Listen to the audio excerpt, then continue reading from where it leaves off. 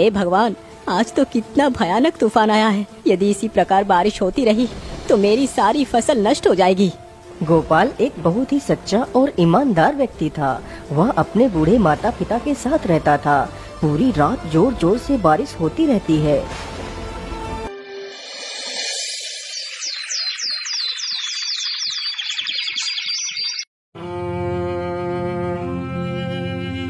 पिताजी, मैं जरा खेतों की तरफ जा रहा हूँ।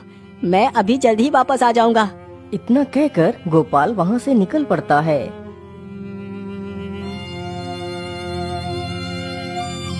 गोपाल चलते चलते जल्दी ही अपने खेत के पास पहुँच जाता है तो देखता है उसकी सारी फसल नष्ट हो चुकी है। हे भगवान, ये क्या हो गया? मेरी सारी फसल नष्ट हो गई। अब मैं क्या करूँगा? अनाज कहाँ से लाऊंगा और अपने बूढ़े माता पिता को क्या खिलाऊंगा? बेचारा गोपाल वहीं पेड़ के नीचे बैठकर काफी देर तक रोता रहता है। हे भगवान, मेरे परिवार का सहारा ये खेत ही था, आज वो भी नष्ट हो गया। अब मैं क्या करूँगा? अब तो यहाँ रहकर मैं अपने माता पिता का पेट नहीं भर पाऊंगा। मैं ऐसा करता हूँ, अपने बूढ़े माता पिता को लेकर कहीं शहर को चला जाता हूँ। इतना सोचकर गोपाल वापस अपने घर की तरफ लौट पड़ता है।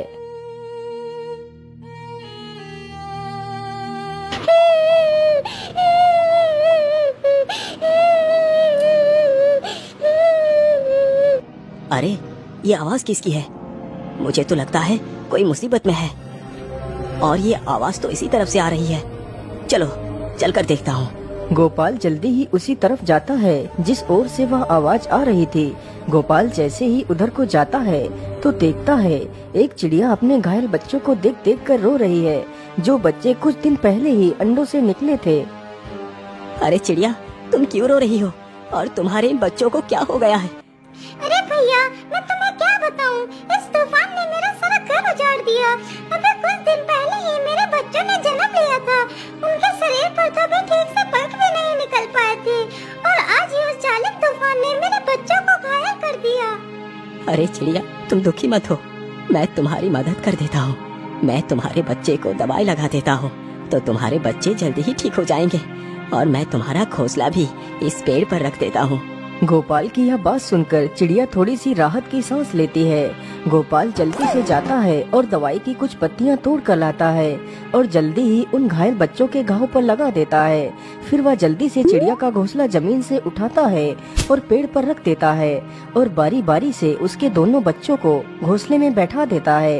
यह देखकर चिड़िया खुश हो जाती है। हे दयालु इंसान, तुमने मेरे परिवार को मरने से बचा लिया। तुम मेरे लिए भगवान से कम नहीं हो। मैं तुम्हारा ये उपकार कभी नहीं भूलूंगी। अच्छा चिड़िया, अब मैं चलता हूँ। अरे रुको भैया, तुमने मेरी मुसीबत का निवारण तो कर दिया, लेकिन मैं देख रही हूँ कि तुम्हारा मुख उदासी से भरा हुआ है। क्या बात है भैया?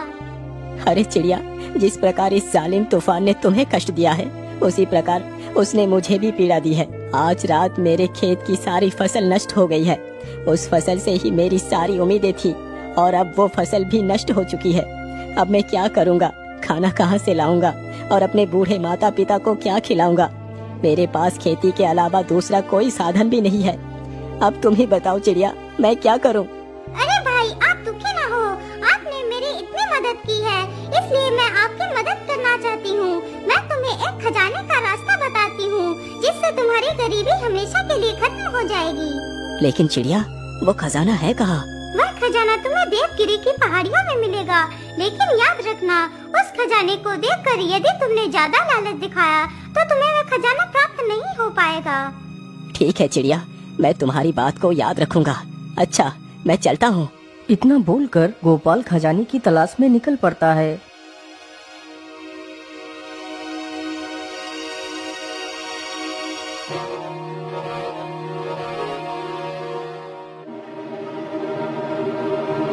गोपाल चलते चलते काफी ज्यादा थक गया था और उसे बहुत जोर की भूख भी लगी थी। अरे राम राम राम, मैं तो चलते चलते कितना ज्यादा थक गया हूँ। मुझे तो बहुत जोर की भूख भी लगी है, लेकिन आसपास तो कुछ खाने के लिए है ही नहीं। मैं ऐसा करता हूँ, यही आसपास ही कुछ खाने को ढूंढता हूँ। हो सकता है कि कुछ खाने को मिल जाए। इतना सोचकर गोपाल खाना ढूंढने लगता है।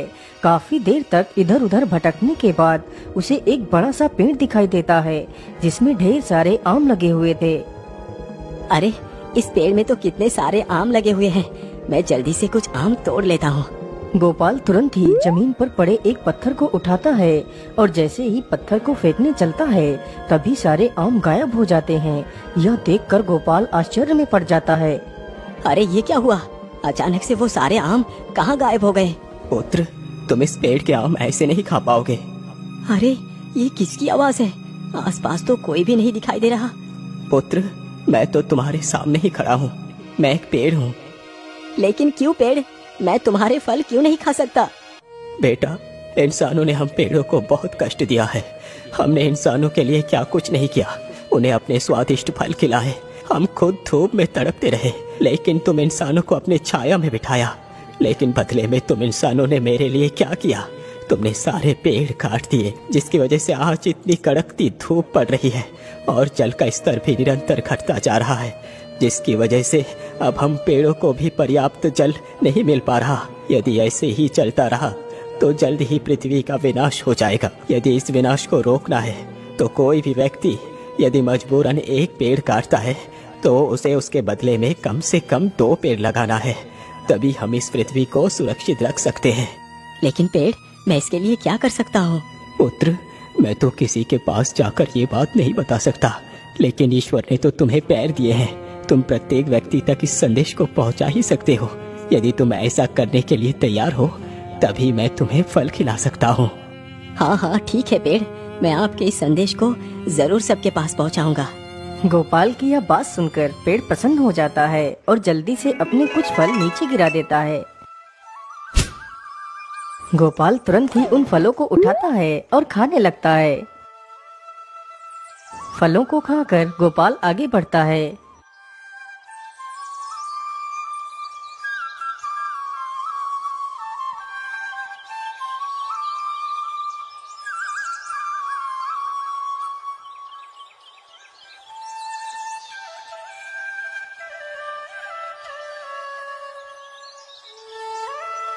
अरे बाप रे बाप, कितनी जोर की धूप पड़ रही है। इस धूप में तो चलना कितना मुश्किल हो रहा है और मुझे प्यास भी लगी है, लेकिन नदी तो पास में ही है।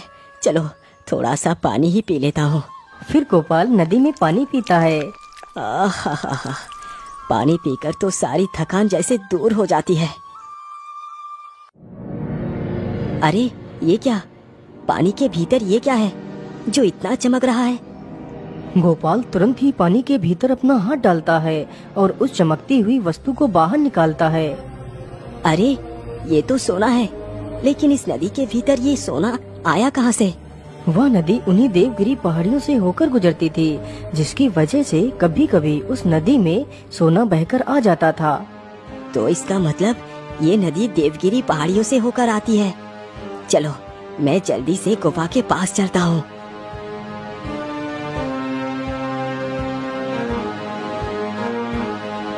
गोपाल चलते चलते जल्दी ही देवगिरी की पहाड़ियों में पहुंच जाता है।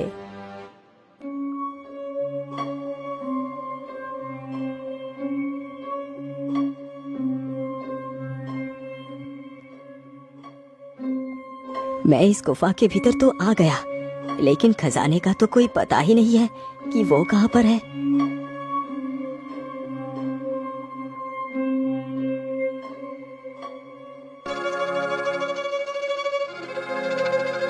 अरे ये क्या, इस पत्थर के नीचे से ये पानी कहाँ से आ रहा है? कहीं इस पत्थर के पीछे ही तो वो खजाना नहीं छुपा है? चलो इस पत्थर को ही हटाकर देखता हूँ। गोपाल जैसे ही उस पत्थर को छूता है तभी वह पत्थर अपने आप ही दूर खिसक जाता है।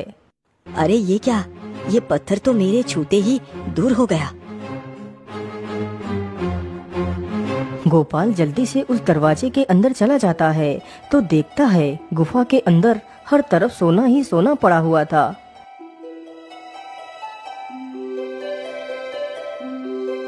अरे बाप रे बाप, यहाँ पर तो कितना सारा खजाना है। कहीं मैं कोई सपना तो नहीं देख रहा? अरे नहीं नहीं, ये कोई सपना नहीं है। चलो मैं जल्दी से अपनी जरूरत के हिसाब से ही सोना ले लेता हूँ।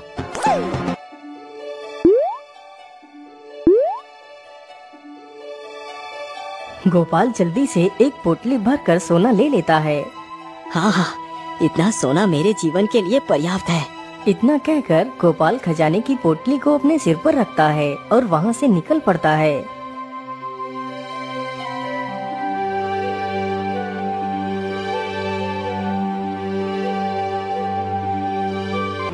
रुक जाओ, कौन हो तुम? और तुम इस पोटली में क्या लेकर जा रहे हो? क्या हुआ? तू कुछ बोल क्यों नहीं रहा?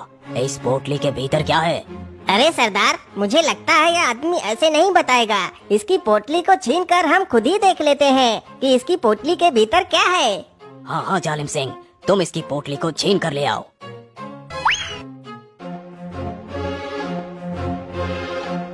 अरे लाला, जल्दी से मुझे यह पोटली दे दे। बेचारा गोपाल डर जाता है और उस पोटली को उस डाकू को दे देता है। डाकू जैसे ही उस पोटली को खोलकर देखता है तो उसमें ढेर सारा सोना होता है। अरे वाह, इसमें तो सोना है। अरे युवक, तुम्हें ये सोना कहाँ से मिला?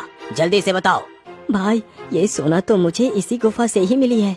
वहाँ पर तो ढेर सारा सोना पड़ा है। मैंने अपनी जरूरत के हिसाब से ही सोना लिया है। क्या कहा? तूने अपनी जरूरत के हिसाब से सोना लिया है? हम लोग जिस सोने को इतने वर्षों से ढूंढ रहे थे, वो सोना तुझे मिला है? हाँ हाँ भाई, वो सोना मुझे ही मिला है। तो फिर चल जल्दी से मेरे साथ और बता मुझे वो सोना कहाँ पर है, नहीं तो हम तुम्हें मारकर इसी गुफा में दफना देंगे।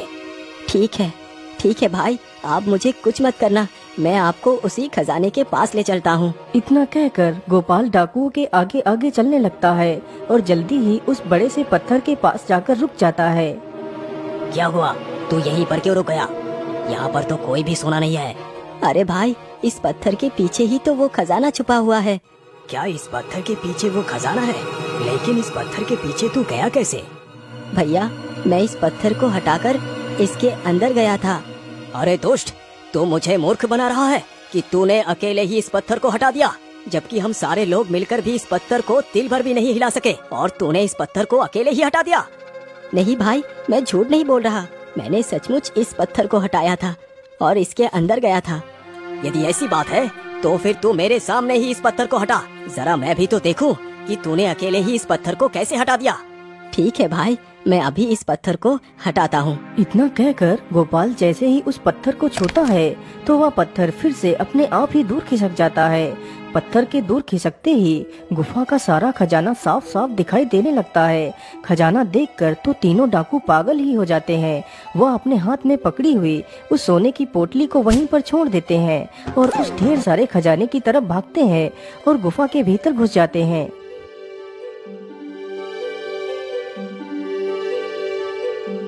अरे वाह वाह वाह, इतना सारा खजाना है। आखिरकार ये सोना हमारे हाथ लग ही गया। अब हम इस सारे खजाने को यहाँ से उठाकर ले जाएंगे। डाकू के इतना बोलते ही गुफा का दरवाजा अपने आप ही बंद हो जाता है।